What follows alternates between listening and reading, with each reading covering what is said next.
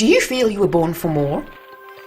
Get ready to uncover your God-given purpose so you can impact the world with your gifts, your talents, and your story. Welcome to the Purpose Power Summit. I'm your host, Mimika Cooney, and today's guest is going to share how to systemize your life for growth.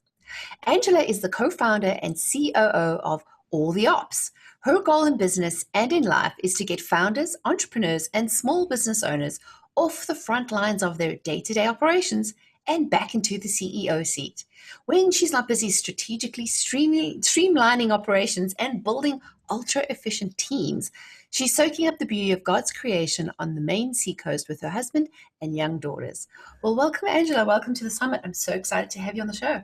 Thank you so much for having me. I'm so glad to be here. Yeah, we have had some technical difficulties getting this, but we will prevail. No matter what, this message is going to get out there. And like most busy entrepreneurial moms, we work from home and there's outside noise, there's kids that make noise, the doorbell rings, but you know what? We just carry on and get on with it because this is what life's about, right? That's right. Well, your bio reads like you are just super organized, because I know you are, and you and I have had the opportunity to work together, which has been super great. And you've got some great tips to share with everybody today about how to really use your growth and systemizing tools and tips to really help your life and your business grow. But before we get into that, give the audience a little bit of a backstory about how you got to doing what you're doing today. Sure. So I actually started in education. I'm an elementary school certified teacher. And I ended up more on the administrative side of education. And if you ever worked in the nonprofit sector or education, you end up doing everything yourself. You're doing your own marketing and you're doing your own graphic design and you're doing all of those things because you're on a super, super tight budget.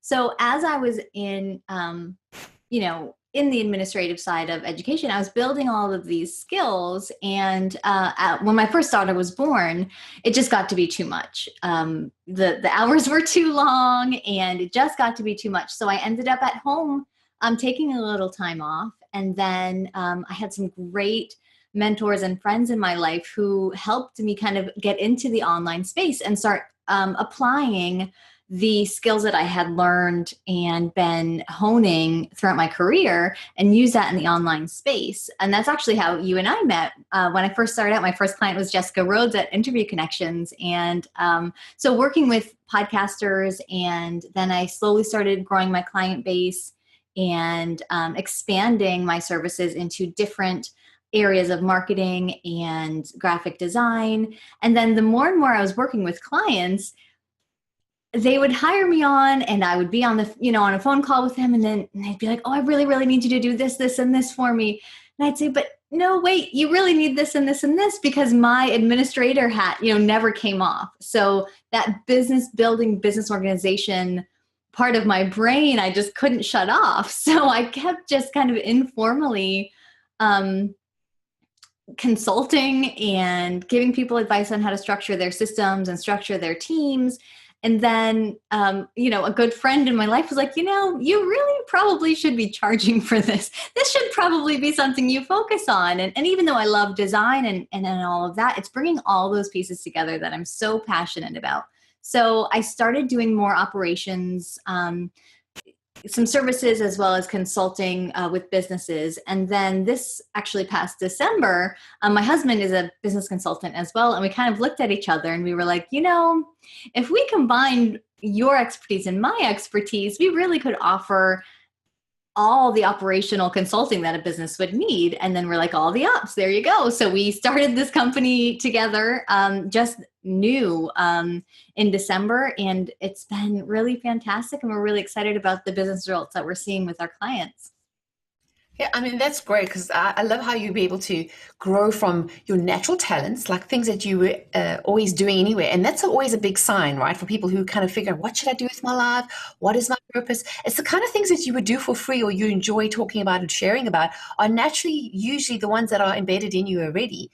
So I love how you were able to take the pieces and things that the way your brain naturally works, the way your personality really works. So it's a natural fit, right? Yeah, So, absolutely. yeah, and then managing it as well. I mean, being a mom and your kids are young. How old are your kids now?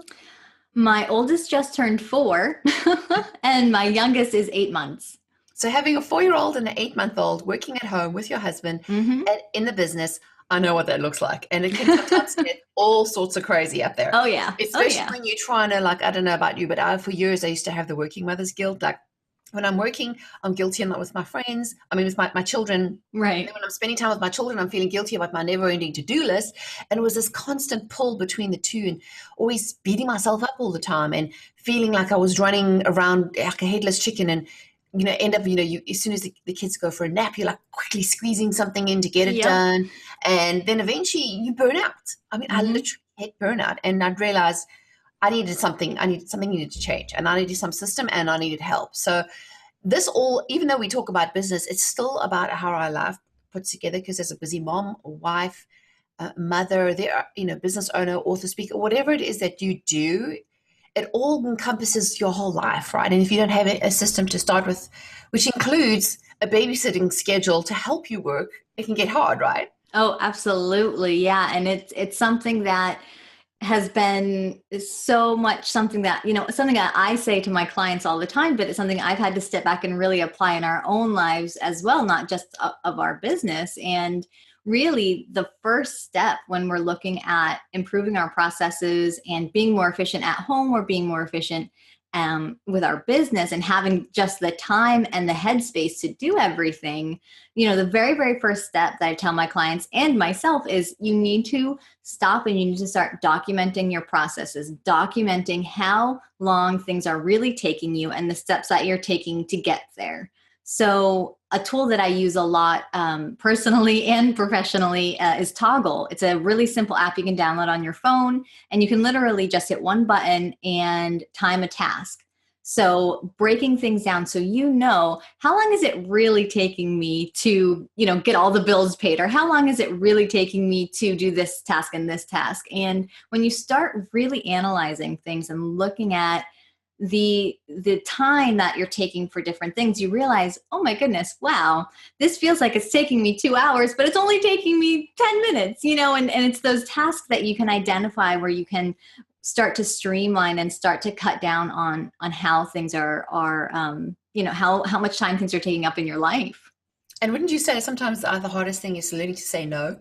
Because sometimes we Absolutely. overcommit ourselves, and we have so many things, and we mean well, and we want to help everybody, but eventually, if we're not keeping track of how long things take or how long we've spent on something, because who's going to confess how much time they spend on Facebook? But anyways, we're not talking about that today. We're talking about being more efficient. But still, I mean, yes, it doesn't mean you can't do things, but let's talk about a little more about how you do decide, like, what is it, the things that you can do, and what are things you can't. How have you learned to navigate that? I think you have to be really, really, really clear about your goals. Because if your goals are to build your business, then you might have to sacrifice some things in other areas while you're building that business. You cannot, as much as I think society tries to tell us some things, you cannot do it all the time. You really need to prioritize and break things down into manageable tasks, because you need to be able to not only have the time to do it, but you have to have your head in the right space so that you aren't pulled in so many different directions, that you can stop and focus on what you're doing. And one of the things, the tools that, again, business and life is a great tool, is Trello. I don't know if you use that at all, but Yes, I've used it before. It's great. It helps you to sort of see it. Like it does. Yeah, and it's a project management type software, but it's really like, I think of it as virtual sticky notes. It's something that you can easily organize. Okay, this is what I need to accomplish this week. This is what I want to accomplish this month. This is what I want to accomplish this year. And if you don't have that accountability where you're setting things down, even if it's, I'm going to pay off my credit card by, the middle of the year, or I'm going to have a website built next month.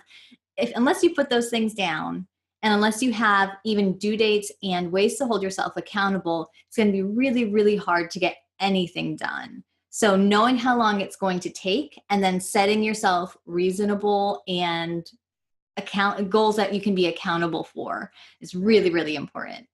Yeah, and can't overemphasize that enough. It's kind of like just taking a step back, Mm-hmm. instead of always us being in freak out mode and thinking we're never ahead. The Right. typical, I'm going to do 10 things today, and then you get one done and you get so annoyed and upset about yourself. Wouldn't you say it's better to kind of look at, well, you it's being ambitious, getting 10 done, but the fact you got one done is, celebrate that. Hooray, you actually did Absolutely. something. Absolutely. And one of my dear friends, and she's actually on the summit as well, Ashley Knight, she had looked at me, just a couple months ago when we were first starting all the ops. And I was saying, I'm so frustrated because I'm setting these goals and I need to get this website done and I need to do this. And I'm setting these things and I'm not meeting it. And I'm getting so discouraged because I'm trying to do so much and there's so much that needs to be done. And she said to me, if you can break things down to 15 minutes, you have this goal of building this business, but right now you have all this client work that needs to get done. Or right now you've got kids that you don't have, consistent childcare for.